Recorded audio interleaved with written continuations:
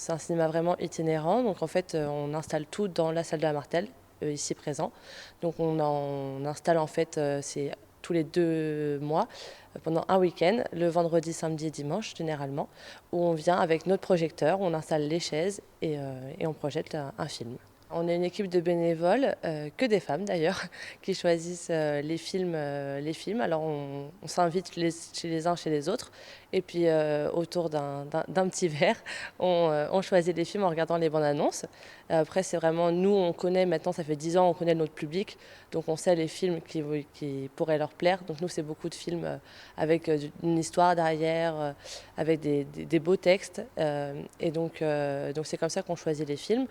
On a juste une condition, c'est que les films ils doivent avoir plus de 5 semaines de sortie. On ne peut pas prendre des films soit en avant-première ou même des films qui sont juste sortis au cinéma. Il faut qu'ils aient 5 semaines. Des fois, ils sont plus au Cinéville et les gens n'ont pas eu le temps en fait d'aller les voir. Donc ils viennent au cinéma du Poiré-sur-Vie.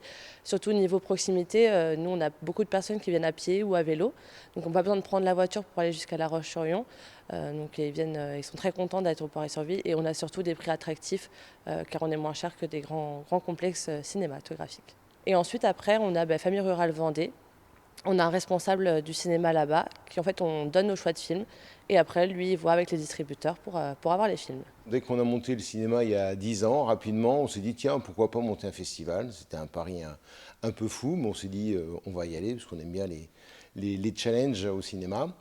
Donc on s'est dit on va faire du cinéma en lien avec la littérature, d'où le titre du festival, du livre au ciné, puisque ce sont à chaque fois des films qui sont tirés d'ouvrages littéraires, BD, romans ou par exemple pièces de théâtre aussi. On travaille en partenariat avec les Instants Libres, qui est la librairie du Poiré-sur-Vie, et puis on travaille avec les établissements scolaires qui ont la chance de choisir le film qu'ils veulent voir par rapport aux ouvrages qu'ils étudient par exemple dans l'année. Il y a une rénovation qui va être faite dans cette salle, on ne sait pas vraiment quand les travaux vont démarrer.